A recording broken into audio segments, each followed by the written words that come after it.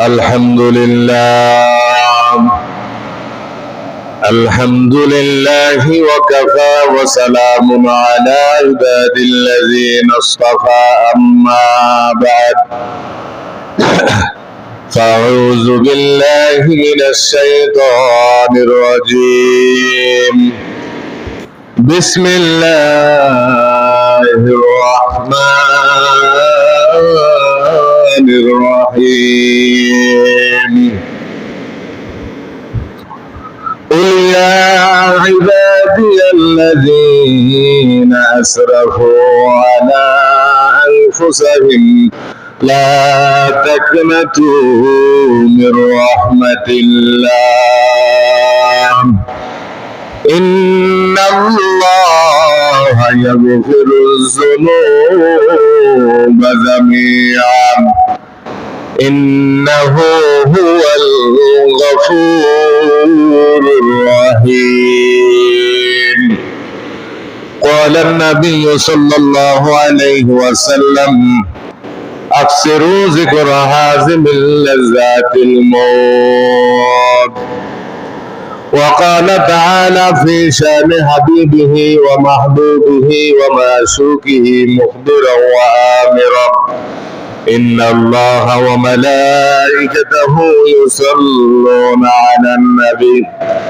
يا أيها الذين آمنوا صلوا عليه وسلموا تسليما اللهم صل على محمد وعلى آل محمد كما صليت على إبراهيم وعلى آل إبراهيم إنك حميد مجيد اللهم بارك على محمد وعلى آل محمد كما باركت على إبراهيم وعلى آل إبراهيم إنك حميد مجيد وصدق رسوله النبي الأمي الكريم ونحن على ذلك من الشاهدين والشاكرين والذاكرين والحمد لله رب العالمين दुनिया में हो दुनिया का तलबगार न हो बाजार से गुजार हो खरीदार न हो दुनिया में दुनिया का तलबगार न हो बाजार से गुजार हो खरीदार ना हो ए दुनिया एक मिसल कागज फूल है ए दुनिया एक मिसल कागज फूल है जिंदगी में बंदगी तो करना है जिंदगी में बंदगी शर्मिंदा है जिंदगी में बंदगी में शर्मिंदा है बंदगी कौन बंदगी कौन बंदगी बंदगी में जिंदगी शर्मिंदगी बंदगी में जिंदगी शर्मिंदगी अल्हम्दुलिल्लाह আল্লাহ পাকের দরবারে লাখো কোটি শুকর সুজদ যে মহান রব্বুল আলামিন আমাদেরকে আল্লাহ পাক 2024 সাল রবিউল আউয়াল মাস 2024 সেপ্টেম্বর, আজকে 13 পবিত্র জুমার দিন। আল্লাহ পাক আমাদেরকে বিভিন্ন কাজ কাম থেকে ফারাক করে নিয়ে এসেছেন, দয়া করে মায়া করে আল্লাহ পাক আমাদেরকে মসজিদে নিয়ে এসেছেন। এই জন্য দিল থেকে কালিমাতুল শুকর আদায় করে উচ্চ আওয়াজে বলি আলহামদুলিল্লাহ। আল্লাহ পাকের দরবারে যে যত বেশি নিয়ামতের শুকরিয়া আদায় করবে, আল্লাহ পাক তাকে তত বেশি নেক আমল করার তৌফিক দান করবেন। সুবহানাল্লাহ। এই জন্য সবচেয়ে বেশি থেকে বেশি নিয়ামতের শুকরিয়া আদায় করা। হযরত থানভী রহমতুল্লাহি আলাইহি উনি একদিন সফরে বাইর হয়েছেন। তো ওনার পায়ের মধ্যে এক পায়ে জুতা আছে, আরেক পায়ে জুতা নাই, এক কান আছে আরেকটা নাই। প্রতিমধ্যে যখন চলতেছে আরেকটু তাকাইয়া উনি আফসোস করলেন, আয় রে, জগৎ বিখ্যাত একজন আলেম শেখ সাদী রহমতুল্লাহ আলাইহি, তো উনি বলতেছে আমার এক পায়ে জুতা আছে, এক কান আরেক পায়ে নাই, কিনারে তৌফিক নাই। আরেকটু সামনে গেছে, যাইয়া দেখতেছে আরেকটা লোকের দোনোটা পায়ে নাই, কি নেই, দোনো পায়ে নাই। উনি সাথে সাথে এরকম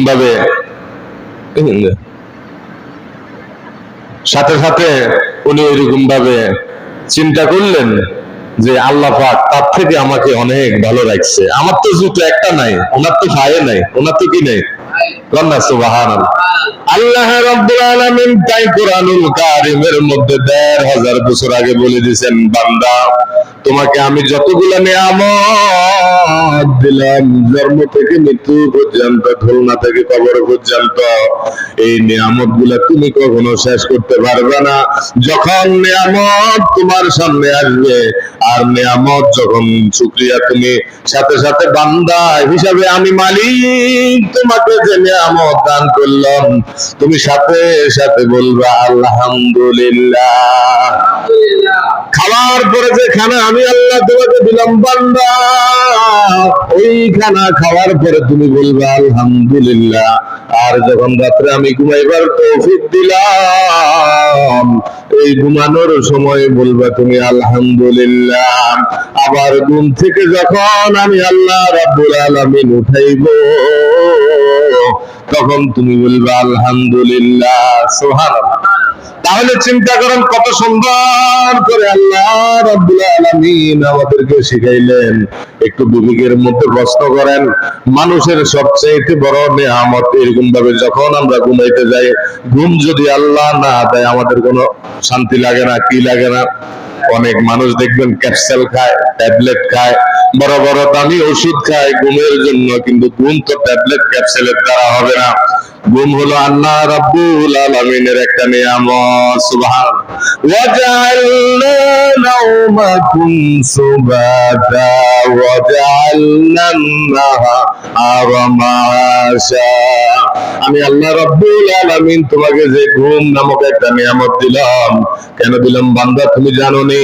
দিনকে উপার্জন করার জন্য আমি আল্লাহ রাব্বুল আলামিন তোমাকে দান করলাম, আর রাত্রে তোমাকে একটু শরীরের ভিতরে শান্তি যোগানোর জন্য, কষ্ট দূর করার জন্য আমি আল্লাহ রাত্রে ঘুমকে নিয়ামত দিলাম। সুবহানাল্লাহ। এখন চিন্তা করেন, অধিকাংশ মুসলমান রাত্রে 1টা, 1:30, 2টা পর্যন্ত মোবাইলের ভিতরে জুয়া খেলে, তাস খেলে। এরকম লোক আছে কিনা নাই? 1 ঘন্টা 2 ঘন্টা মা বোনেরা নাটক দেখে, সিনেমা দেখে, বিভিন্ন নাটক দেখে, সিনেমা দেখে। ইয়ং জেনারেশন যত যুবক আছে আমার ভাইয়েরা একটু খেয়াল করেন, এই যে রাত্র 10টা, 1টা, 12টা, 2টা পর্যন্ত যে 2 জন বসে বসে যে আপনি তাস খেলতেছেন মোবাইলে, এই সময়ের হিসাব কে নিব?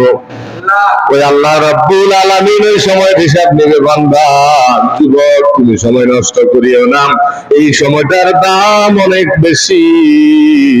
এই রাত্র আল্লাহ রাব্বুল আলামিন দিবেন ইবাদত করার জন্য। ঘুমটাও একটা ইবাদত, বলেন সুবহানাল্লাহ।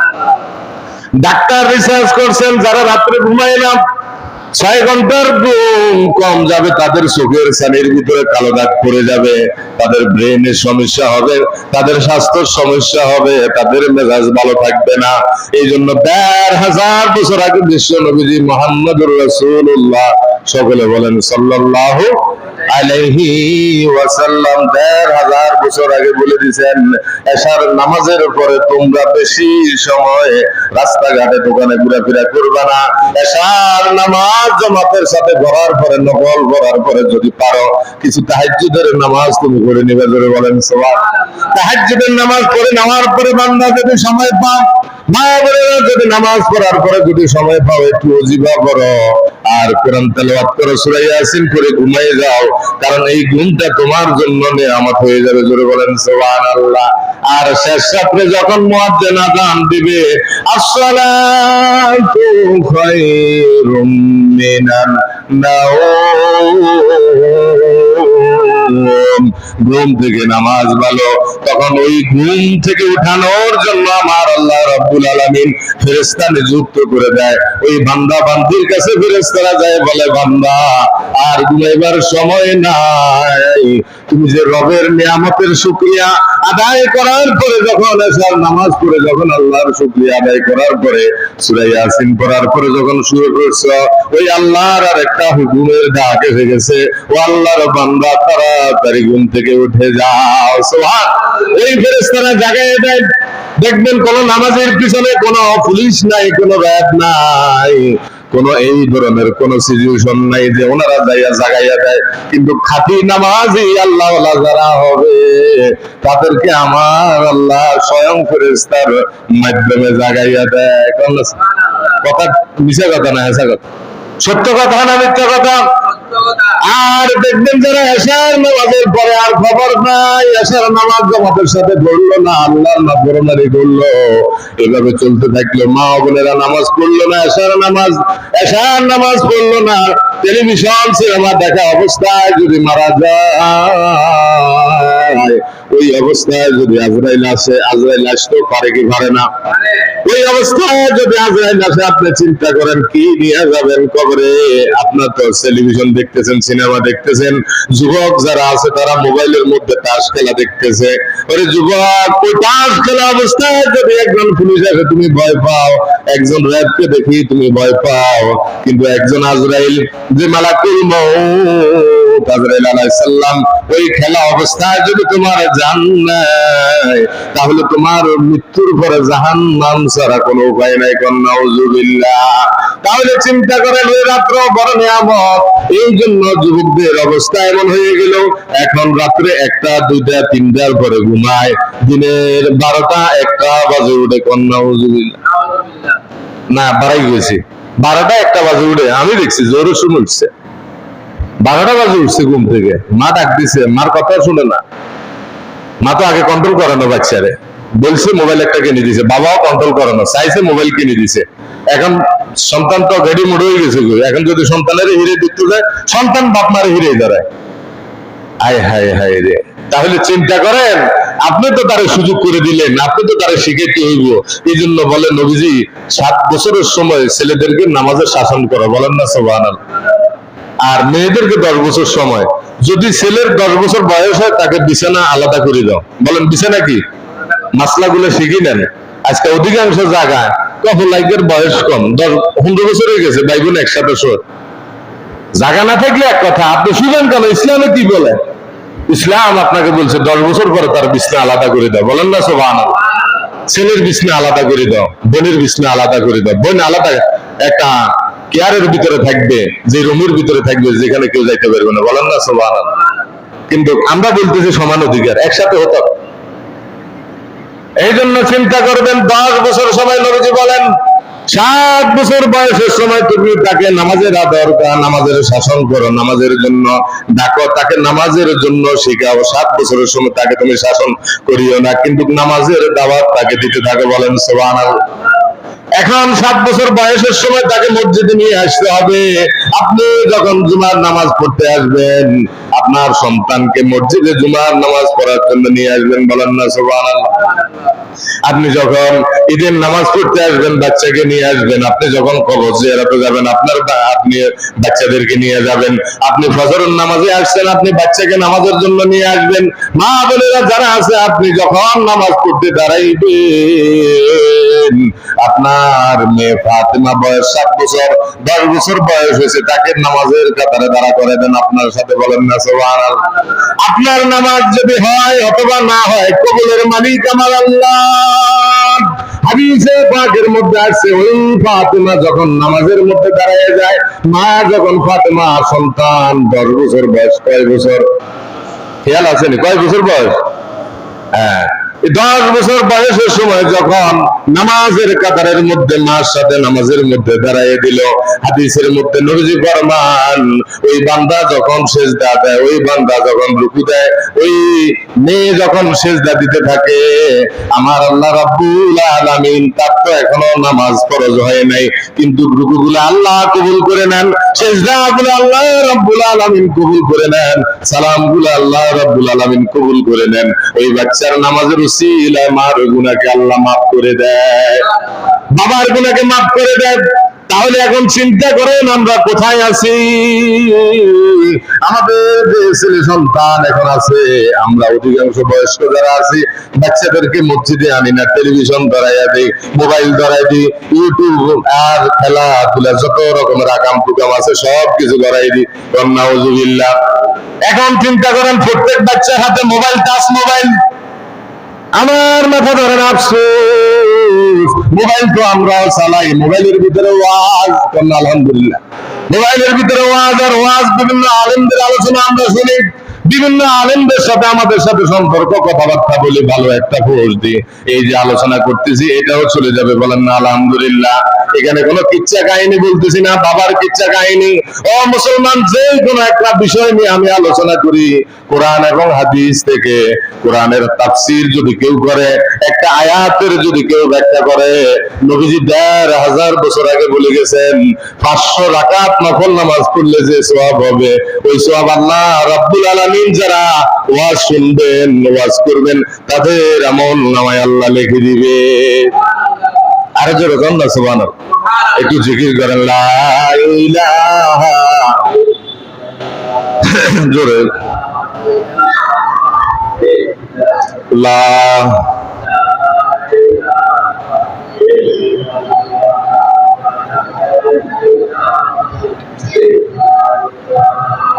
লা ইলাহা,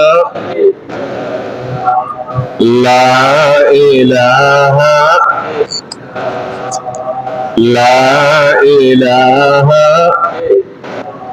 লা ইলাহা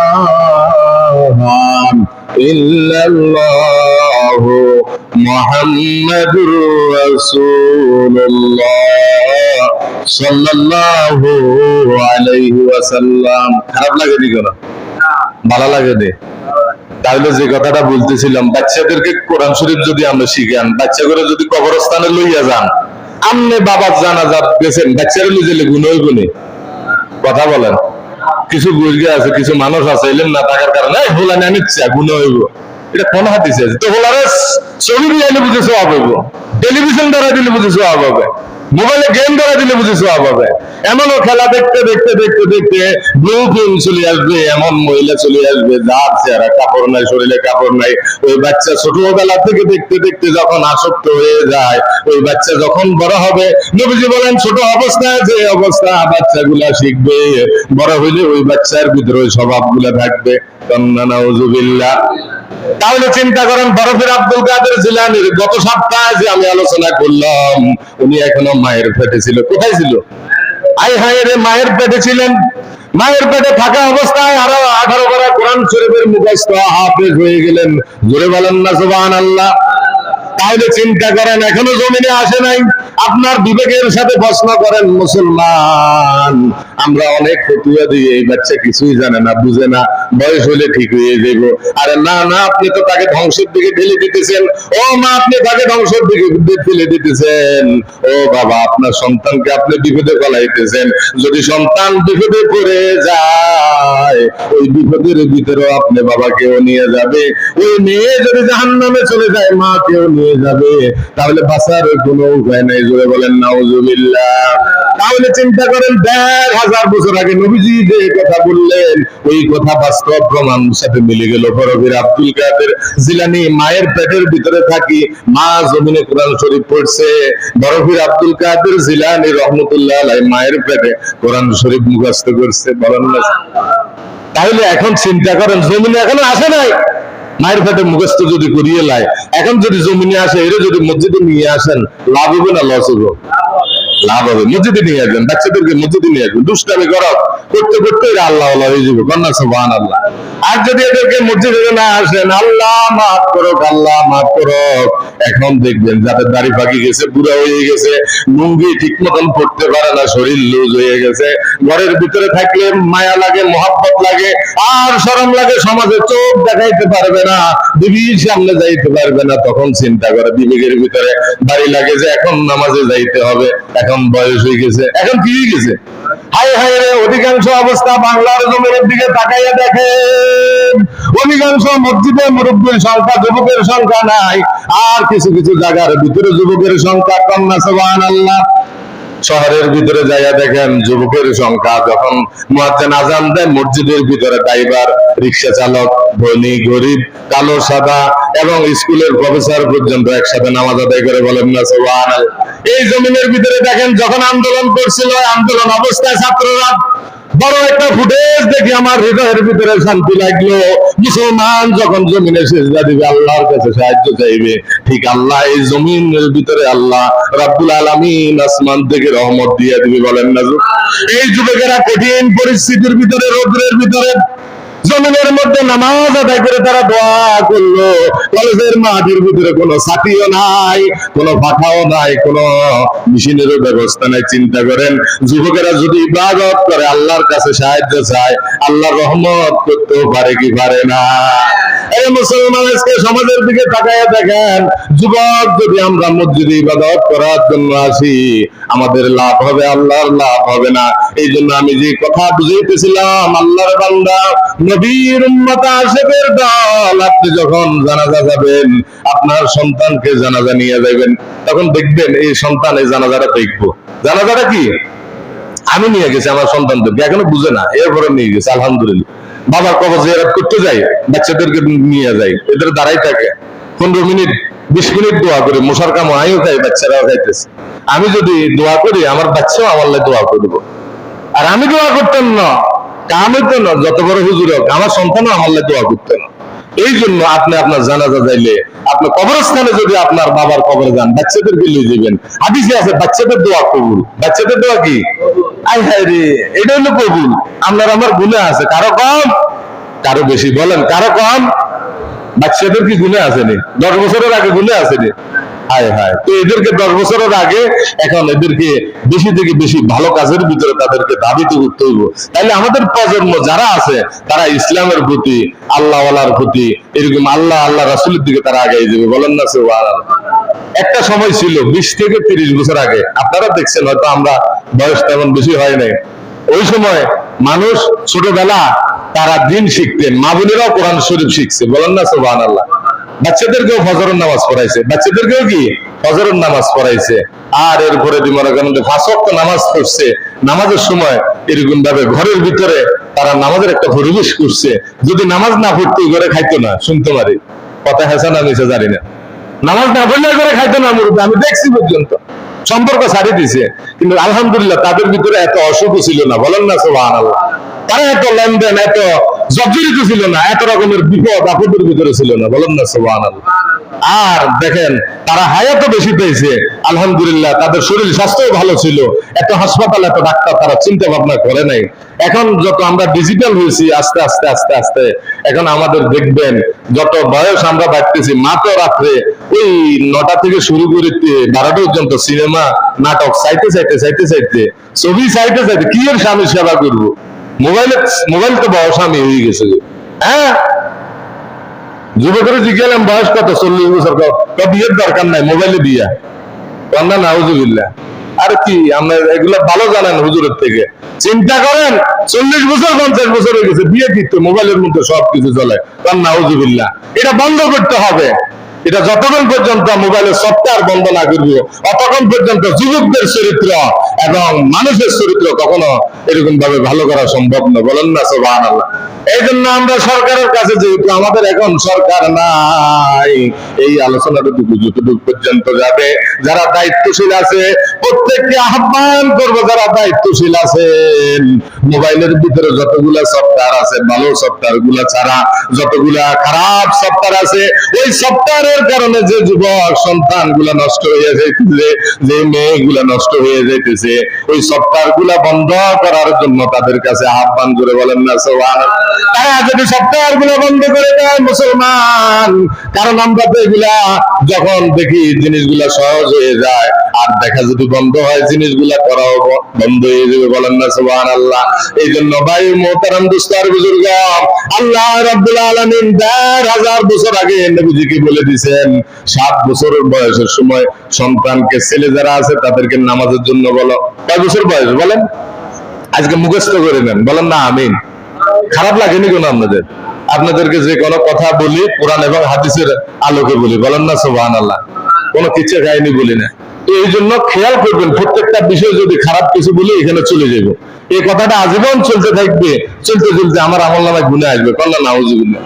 কি দরকার আছে আমি খামাখা গুনাহ কামাই করার? ভালো একটা জিনিস যদি আমি প্রচার করি, এই কথাটা আজীবন চলতে থাকবো, আপনাদেরও আমলনামায় সওয়াব আসবে, আমার কবরেও সওয়াব আসবে। বলেন না সুবহানাল্লাহ। তো এই জন্য কয় বছর বয়সে ছেলেদেরকে নামাজের কথা বলতে হবে বলেন? আরো জোরে।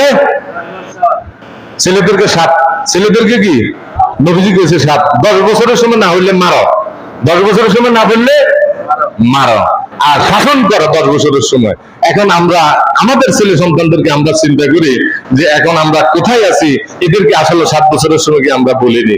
যদি হুজুরে মারে, তা হুজুরিকে খারাপ, ওলারে 7 বছরের সময় নামাজের লাই মারে, হ্যাঁ। তারপরে এরপরে চিন্তা করেন মা বাবা এমন অবস্থা নামাজের জন্য বলতেছেন, অধিকাংশ লোকে বলে কন্যা আমিন। আমি দেখতেছি খুব কম, 7 এর ভিতরে 2 জন পাইবেন কিনা সন্দেহ আছে। হ্যাঁ, যারা মাদ্রাসা ছেলে সন্তান পরে বোর্ডিং এ থাকে, এগুলো মাদ্রাসার মধ্যে নামাজ পড়ে, কন্যা সুবহানাল্লাহ। মিস নাই, হুজুরে নামাজ পড়ে, বাচ্চারা নামাজ পড়ে। আমরা যখন হুজুরে নামাজ পড়ছে, আমরা জামাতের মধ্যে নামাজে হাজির ছিলাম। যদি না থাকতাম, হুজুরে লাঠি দিয়ে ফিরতো, ফাঁকি মাথাত না দিলে ফিরতো, মেসওয়াক না করলে মারতো। এক একটা নামাজ না পড়লে, কিতাব না পড়লে যে শাস্তি, নামাজ না পড়লে আরো ডবল শাস্তি দিছে। এটাকে বলছে পড়া। আর এমনও পড়া আছে যে হাসাত্তর খবর নাই, কিন্তু কিতাব পড়ানো ঠিকই আছে। তো যে পড়ার কারণে আমি নামাজ ছুটি যার, এই পড়ার কোনো দাম আল্লাহর কাছে নাই। তাহলে চিন্তা করেন, আর যারা মাদ্রাসায় ছেলে সন্তান পড়াশোনা করে না, যারা বাড়ি ঘরে আছে, এরা তো 10 বছর 12 বছর স্কুলে পড়ে, স্কুলে পড়ার কোনো পরিবেশ নাই। যদিও এরকম ভাবে শিক্ষকের কাছে বলেন নামাজের একটা ব্যবস্থা করে দিবে, বলেন না আমিন। আর নামাজ পড়ার জন্য যদি আগ্রহ হয়, আপনাকে যে কোনো লোক আপনারা কেউ বাধা দিতে পারতেন না। আমি অধিকাংশ লোক বলে 20,000 টাকা বেতন, বড় হয়েছে কত কাটা কাটে, কিন্তু মসজিদে জোহরের নামাজ, আসরের নামাজ, মাগরিবের নামাজ আসে, ওকে সেজদা দিবে হাতের আল্লাহ তৌফিক দেয় না। খালি দুনিয়া বুঝে হেসা ভাইগানার মতন, তা আপনি করেন না। এগুলা করতেছেন, নিষেধ নাই, কিন্তু নামাজের তো আপনার কি বাধা? বলেন, নামাজটা তো আমাদের দরকার। আপনি যে মুসলমান বলে দাবি করেন না, আমি তো মনে করি যে মুসলমান ওই আমাদের মুফতি আমির হামজা বলছে ছাগলেরও তো কাটা আছে, কাটলে কি মুসলমান হয়ে জানি? কাটলে কি মুসলমান হয়ে জানি? না না, মুসলমান হয়ে তুলে আপনাকে নামাজ পড়তে হবে। যে মুসলমান বলে কালেমা বলে স্বীকার করছে লা ইলাহা ইল্লাল্লাহ মুহাম্মাদুর রাসূলুল্লাহ, সে এরকম 5 ওয়াক্ত নামাজ জামাতের সাথে আদায় করতে হবে। বলেন না সুবহানাল্লাহ। এই আজকে যে আমরা জুমার নামাজ পড়তে আসছি, এটা আমাদের ইসলামের একটা নিশান। ইসলামের কি? যদি আপনি জুমার নামাজ না পড়েন, ইমানে নাই। হায় হায় রে, সবটা তো হয় না, ইমান তো একবারে গেছে। জুমা না হইলে সে কাফেরের দিকে চলে যাবে। তাহলে মুসলমানের আসল পরিচয় হইল ধর্মীয় এই আমাদের 5 ওয়াক্ত নামাজ, ঈদের নামাজ, জুমার নামাজ, তাসবিহ, তাহলিল, যত রকমের ভালো কাজগুলো আছে, এই ভালো কাজগুলো আমাদের ইসলামের একটা সৌন্দর্য। বলেন না সুবহানাল্লাহ। এই জন্য ছেলেদেরকে 7 বছর 10 বছরের সময় শাসন করো, আর 10 বছরের পরে বিছনা আলাদা করে দাও। বলেন 10 বছর পরে? এটা আমার কথা না, নবীজির কথা। যদি আলাদা করে দেন ভালো হয় না খারাপ হয়? হ্যাঁ, এইটার দিকে খেয়াল রাখবেন। 10 বছর ছেলে হয়েছে তাকে দিস না, আলাদা স্টপ। নবীজি 1500 বছর আগে বলে দিয়েছেন আলাদা করে দেন। মা উপযুক্ত ছেলে হয়েছে এখানে পর্দা করা শুরু করে দেন, মা আলাদা রুমের ভিতরে থাকতে বলছে, বলেন না সুবহানাল্লাহ। এক সাহাবী প্রশ্ন করলেন, ইয়া রাসূলুল্লাহ, আমার মার কাছে কি যাইতে হইলে অনুমতি নেওয়ার প্রয়োজন আছে নাকি? নবীজি বলছে, হ্যাঁ, অনুমতি নেওয়ার প্রয়োজন আছে। ওই সাহাবী আবার প্রশ্ন করলো, ইয়া রাসূলুল্লাহ, আমার জন্মদাত্রী মা, ওই মার কাছে যাইতে হইলে কি আমার অনুমতির প্রয়োজন আছে নাকি? বলে হ্যাঁ। আবার বলছে, অনুমতির প্রয়োজন আছে নাকি? নবীজি বলছেন হ্যাঁ। বলেন না সুবহানাল্লাহ। বলে তোমার মাকে তুমি কি উলঙ্গ দেখতে চাও নাকি? বলে আমার জান কুরবান হয়ে যাক, এটা আমি কখনো চাই না। আমার মা উলঙ্গ অবস্থা থাকুক, এটা আমি চাই না। যদি তুমি এটা না চাও, তাহলে তোমার মায়ের রুমের ভিতরে ঢুকার আগে তোমার সন্তান হিসাবে আগে সালাম দিয়ে পারমিশন নিতে হবে। বলেন না সুবহানাল্লাহ। নবীজি 1500 বছর আগে বলে গেছেন, কিতাবের ভিতরে আছে। হইতে পারে মা এমন অবস্থার মধ্যে আছে, কারণ ঘুম হলো মানুষের একটা অচেতন, ওই ঘুমটা মানুষের একটা মৃত্যু। ওই ঘুমের ভিতরে মানুষের মৃত্যু হইতে পারে, পারে কি পারে না? যেরকম না, পারে কি পারেন? সাথে মানে চা খাই গেছে, একসাথে উঠছে, সকালে সকালে মারা গেছে। সকালে কি মারা গেছে? ঘুমের ভিতরে কারো কাছে বিদায় নিতে পারে না। এরকম বহু লোক মারা গেছে, আমরা বুঝি না। আমাদের বুঝ কবে আসবে? বলেন না আমিন। এরপরে দেখেন, নবীজি বলতেছেন, তোমার মায়ের কাছে যাওয়ার সময় অনুমতির প্রয়োজন আছে। মার কাছে সালাম দিয়া প্রবেশ করবা। হইতে পারে ঘুম একটা অচেতন, ঘুমের ভিতরে কাপড় চোপড় ঠিক নাও থাকতে পারে। তাহলে চিন্তা করেন, একজন সন্তানকে যদি মায়ের রুমের ভিতরে ঢোকার জন্য পারমিশন দেওয়ার জন্য 1500 বছর আগে আমাদের রহমতুল লিল আলামিন, দুনিয়ার সবচাইতে বড় পীর, দুনিয়ার সবচাইতে বড় আদর্শ, দুনিয়ার সবচাইতে বড় একজন শিক্ষক, বলেন না সুবহানাল্লাহ। এই কথা আমার কথা না। কোরআনকে যদি আমরা প্রশ্ন করে, নবী কি দুনিয়াতে সবচেয়ে বড় শিক্ষক নাকি সবচেয়ে বড় রহমত নাকি? নবীজি একটা জবান আল্লাহ রাব্বুল আলামিন কুরআনুল কারীমের মধ্যে জবাব দিয়ে দিবেন। আমার সাথে এই আয়াতটা পড়েন, ওয়া মা আরসালনাকা ইল্লা রাহমাতাল লিল আলামিন। সুবহানাল্লাহ। আমার আল্লাহ রাব্বুল আলামিন বললেন, নবী তামাম পৃথিবীর জন্য রহমত। আমি আল্লাহ যত জায়গার জন্য রব্বুল আলামিন, আমার নবী তত জায়গার মধ্যে রহমতাল লিল আলামিন। আর আমার নবী যে আদর্শ, সূরা আহজাবের ভিতরে আমার আল্লাহ রাব্বুল আলামিন বলে দিলেন, লাকাদ কানা লাকুম ফি রাসূলিল্লাহি উসওয়াতুন হাসানাহ। সুবহানাল্লাহ। নবীজির আদর্শের ভিতরে তোমাদের শ্রেষ্ঠ কামিয়াবি, দুনিয়ার জীবন তোমাদের কামিয়াবি, আখিরাতের জীবন কামিয়াবি, নবীজির আদর্শ। তাহলে নবীজি 1500 বছর আগে যে কথা আমাদের জন্য বলছে, এটা আমাদের পালন করা দরকার আছে কিনা নাই? আরো যখন আছে কিনা নাই? তাহলে চিন্তা করেন, এখন থেকে আমরা যে জায়গার ভিতরে পর্দা করা বলেন ফরজ, ওই জায়গার ভিতরে আমরা করতে হবে। নবীজি বলেন, দেখো কি তোমরা মিত্র ভাইয়ের মতো তোমরা ভয় করতে থাকো। আর এখন সমাজে এমন মানুষের সংখ্যা হয়ে গেছে, মনের পর্দা বড় কথা, আর ভাবি হলো মায়ের সমান কন্যা। উযুবিল্লাহ। এর মুসলমান, নবীজি 1500 বছর আগে বলে গেছে, ভাইকে তোমরা মিত্র ভাইয়ের মতো ভয় করতে থাকো মুসলমান। কারণ যে কোনো মুহূর্তে যদি অ্যাক্সিডেন্ট ঘটে যায়, শুধু আমার কথা না, তামাম পৃথিবীর দিকে তাকায় দেখলে, ফেসবুক ইউটিউবের ভিতরে তাকায় দেখলে শুধু দুর্ঘটনা দুর্ঘটনা দুর্ঘটনা। শুধু দুর্ঘটনার কারণ একমাত্র হলো আমরা নবীজির কথা না মানার কারণে। জোরে বলেন না সুবহানাল্লাহ। তাহলে নবীজির কথা আমাদের মানা দরকার আছে কিনা নাই? কার আমরা নবীজির কথা, আমাদের দল মত নির্বিশেষে, নবীজি আমাদের সবচেয়ে বড় একজন পীর। নবীজি সবচেয়ে বড় কি? আমার থিওরিতে আমি যতটুকু জানি, আমার ক্ষুদ্র একটা জ্ঞান, আমরা আমার থেকে বয়সে অনেক বড় সিনিয়র, কিন্তু কোরআন হাদিসের রিসার্চ অনুসারে আমি যতটুকু পাইছি, এই পৃথিবীতে সবচেয়ে বড় পীর আল্লাহ আল্লাহ রাসূল। বলেন না সুবহানাল্লাহ। এই কথা একমত কিনা আমরা? এই আল্লাহ আল্লাহ রাসূল আমাদেরকে জান্নাতে নিয়ে যাবে। বলেন না সুবহানাল্লাহ। এই জন্য আল্লাহ আল্লাহ রাসূলকে কারা কারা মানবেন একটু হাত তোলেন। আল্লাহ আপনি আমাদের সকলের কবুল করেন। বলেন আমিন। আপনাদের কোনো কষ্ট লাগেনি কেন? কোরআন হাদিসের কথা বলতেছি, শেষ করে দিয়ে যে কোনো একটা বিষয় আলোচনা করি সামান্য সময় নিয়ে, যেহেতু আমরা ইমান দুর্বল, আমরা আসিও দেরিতে। যারা আসেন আল্লাহ সকলে কবুল করুক, বলেন আমিন। ওই বিষয়টা নিয়ে আলোচনা করি। হাদিস শরীফ কোরআনের মধ্যে আসছে, কেউ যদি কোরআনের একটা ব্যাখ্যা করে, তাফসীর করে, 500 রাকাত নফল নামাজ পড়লে যে সওয়াব হবে, ওই সওয়াব আল্লাহ তাআলা বলনেওয়ালা শুননেওয়ালা তাদের আমলনামায় আল্লাহ পাক লিখে দিবে, বলেন না সব। এই জন্য আল্লাহ রাব্বুল আলামিন 1000 বছর আগে বলে দিয়েছেন, ও বান্দা তুমি গুনাহ করছো, তুমি ভয় পাইও না। তুমি চুরি করছো, তুমি ভয় পাইও না। তুমি জিনা করছো, তুমি ভয় পেও না। তুমি সুদ খাইছো, তুমি ভয় পেও না। তুমি হাজার হাজার গুনাহ করছো, তুমি ভয় পেও না। তুমি আমি আল্লাহর কাছে আসো, বলেন না সুবহানাল্লাহ। আরেকটু জোরে বলেন না সুবহানাল্লাহ। আল্লাহ রাব্বুল আলামিন এই আয়াতে কত সুন্দর করে বলছেন, মুসলমান কলিজা ফাটে যাবেন, এত সুন্দর করে আয়াতের মধ্যে বলছেন, কুল ইয়া ইবাদিয়াল্লাযীনা আসরাফু আলা আনফুসিহিম লা তাকনাতু মির রাহমাতিল্লাহ ইন্নাল্লাহা ইয়াগফিরুয যুনুবা জামিআ ইন্নাহু হুয়াল গফুরুর রহিম। কান্না সুবহানাল্লাহ। আল্লাহ রাব্বুল আলামিন নিজে সরাসরি বলতেছে, কুল ইয়া ইবাদিয়াল্লাযীনা আসরাফু, হে নবীজি আপনি বলে দেন, যারা নিজের নফসের উপর জুলুম করে ফেলছে, নিজের নফসকে নষ্ট করে দিয়েছে গুনাহ করতে করতে, তাদেরকে আপনি বলে দেন, কুল ইয়া ইবাদিয়াল্লাযীনা আসরাফু লা তাকনাতু মির রাহমাতিল্লাহ। কান্না সুবহানাল্লাহ। আমি আল্লাহর রহমত থেকে নারাজ হইও না বান্দা। তুমি যদি গুনাহ করতে করতে গুনাহ যদি আসমান পরিমাণ করো, আমি আল্লাহ রাব্বুল আলামিনের রহমত হলো সাগর পরিমাণ, বলেন না সুবহানাল্লাহ। তুমি গুনাহ করবে জমিনে, আমি আল্লাহ রাব্বুল আলামিন আসমান থেকে তোমাকে মাফ করে দিব, বলেন না সুবহানাল্লাহ।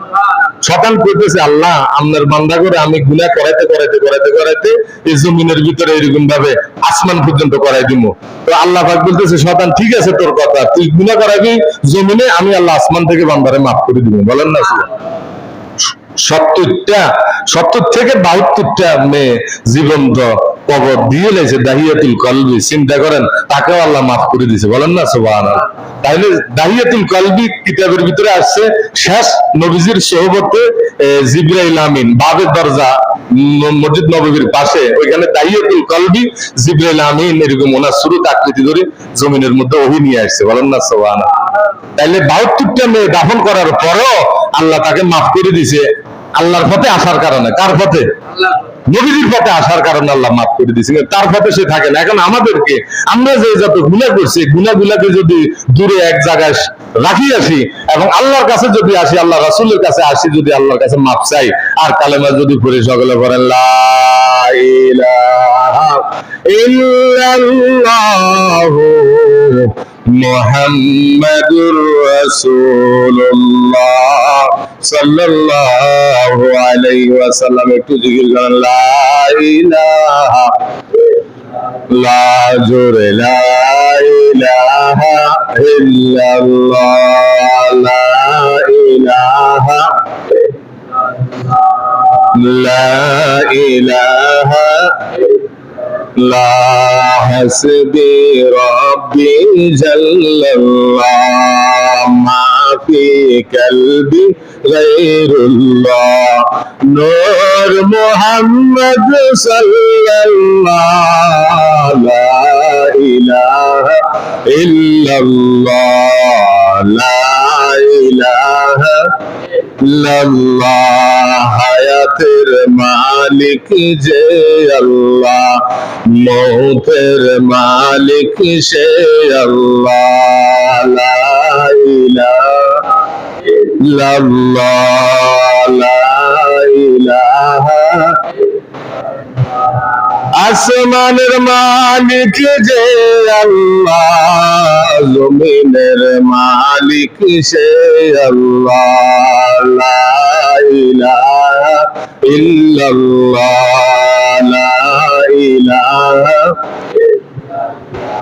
ফেরেশতাদের মালিক যে আল্লাহ আমাদের মালিক সে আল্লাহ লা ইলাহা ইল্লাল্লাহ জোরে লা ইলাহা লা ইলাহা।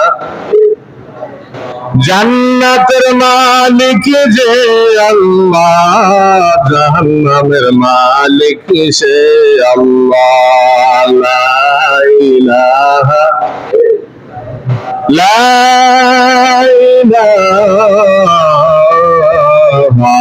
ইল্লাল্লাহ মুহাম্মাদুর রাসূলুল্লাহ সাল্লাল্লাহু আলাইহি ওয়াসাল্লাম। আবার মুহাব্বতের সুরে অন্তরটা পরিষ্কার করে দিয়ে মালিকের দরবারে কালেমাটা সবাই পড়ে নেন, লা ইলাহা ইল্লাল্লাহ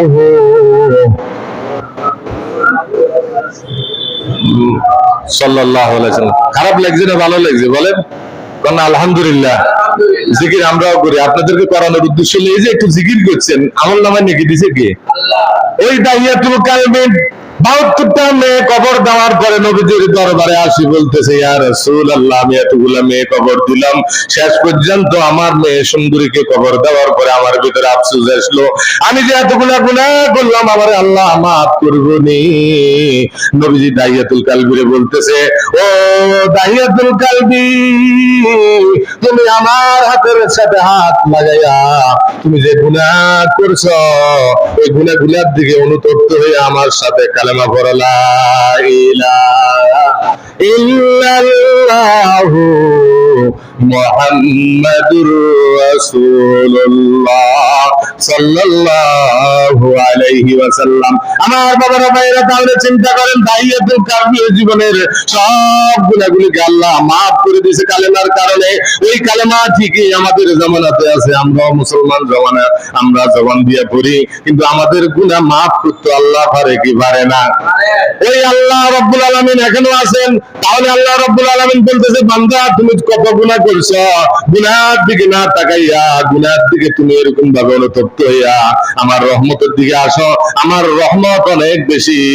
আমি আল্লাহ যদি কাউকে মাফ করতে চাই, পৃথিবী কারো সাথে পরামর্শ লাগবে না, কারো কাছে কফিয়ত দেওয়া লাগবে না। আমি আল্লাহ যে কোনো মুহূর্তের ভিতরে বান্দাকে মাফ করতে পারি, বলেন না সুবহানাল্লাহ। আর যদি আমি আল্লাহ বান্দাকে মাফ না করি, পৃথিবীর কোনো মানুষ আমার কাছে কফিয়ত দেওয়ার মতো কোনো ক্ষমতা নাই। আমার ইচ্ছা, এটা আমার আদালত। এই জন্য আল্লাহর আগেও কেউ নাই, পরেও কেউ নাই। মুসলমান আমরা সবচেয়ে বড় আল্লাহ পাইলাম, আল্লাহর মতো আপন এই জগতে আর কেউ নাই। কথা ঠিক না ঠিক? এখানে আমরা যারা আছি, আমাদের মৃত্যু হবে কি হবে না বলেন? একটা বিবেকের লগে মাথা টেনশন করেন, যদি আসরের সময় মারা যায়, আমি মারা যাই, আমনে মারা যায়, কিছু যাইবনি কবরে? ছেলে মেয়ে বউ বাচ্চা কিচ্ছু যাইতো না, হুদা বেজা সব টিয়া এই জানাজা ভরাই হুজুর যাই, তারপরে মায়ের কবর দিই, আপনারা আমার সকলে চলিয়ে আসবে। বলেন ওইখানে কেউ যাবে না, আত্মীয় স্বজন কেউ যাবে না, থাকবে শুধু আল্লাহ এবং আল্লাহ রাসূল। বলেন না সুবহানাল্লাহ। এই আল্লাহ রাসূল কবরে থাকবে কি থাকতো না? না ফলাই যাবো, ওইখানে থাকবে। আর যদি ইমান আমল আমরা কামাই করে নিয়ে যাই, কবরের ভিতরে আল্লাহ শান্তি দিতে পারে কি পারে না? এই জন্য ইমান আমল কামাই করতে হলে 5 ওয়াক্ত নামাজ দরকার আছে না? ওয়াজ শুনলে চলবো। এই জন্য মসজিদ ভালোবাসতে হবে, 5 ওয়াক্ত নামাজ আদায় করতে হবে, মসজিদ মাদ্রাসা দান করতে হবে, আলেমদেরকে ভালোবাসতে হবে, নিজের ছেলে সন্তানদেরকে নামাজের কথা বলতে হবে, নিজের বিবিদেরকেও নামাজের কথা বলতে হবে। বলেন না সুবহানাল্লাহ। আল্লাহ পাক আমাদের সকলকে বেশি বেশি নেক আমল করার তৌফিক দান করুন।